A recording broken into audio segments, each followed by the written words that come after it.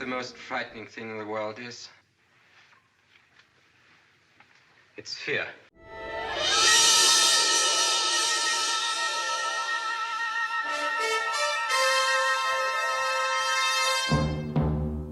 This is SMO. My contemporary and I have something to say about fear.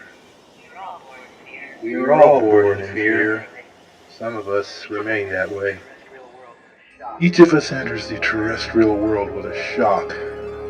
Terror is the first emotion we experience as beings of reason. Before recorded history, our prehistoric ancestors huddled in caves and listened as predators stalked them after the light slowly disappeared from the sky. They told stories of the horrors they had survived on the outside till the sun brought back the light. They would then sacrifice livestock to deities in order to stave off things they did not understand. Over time, we have learned to take fear down to size, with barricades, weapons, and other protections. We embolden ourselves. Religion and politics refocus our animal tendencies. In today's age, we are all connected electronically. Our imagination has inspired any number of technological marvel. But we can't trust what we see anymore because anything imagined can now be presented as another form of reality.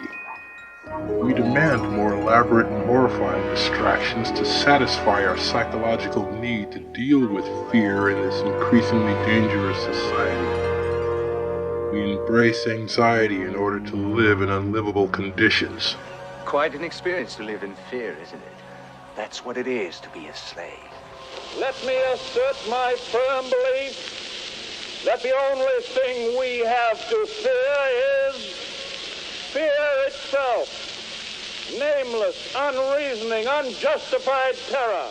We must understand the difference between terror and horror. Terror is a feeling. Horror is an experience. Terror is in the mind. Horror is in your face.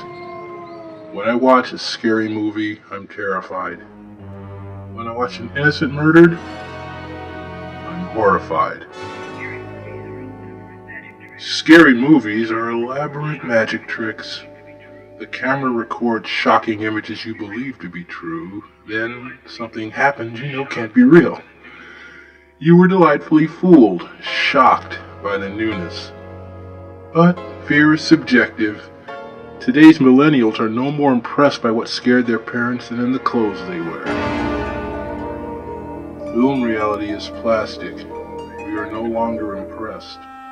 It's all being taken for granted. It's now about the sensory overload it takes to quicken our pulses. Fear does have its positive points. After all, it is the offspring of courage and caution, but it is also a malignancy that never goes away. It crawls the recesses of our consciousness as time moves inexorably on. Outside the range of our human technology, fear will always be waiting, growing, flourishing where none of us can see, feeding on whoever dares to approach because it knows that when the lights go out, it will dominate, and at the end of all things, it will rule.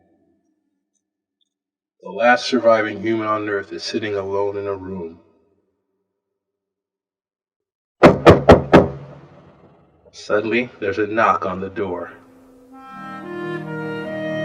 True fear is to be either avoided or dealt with at any cost. The only time we know true fear is when it is not welcome, and especially when it is too late.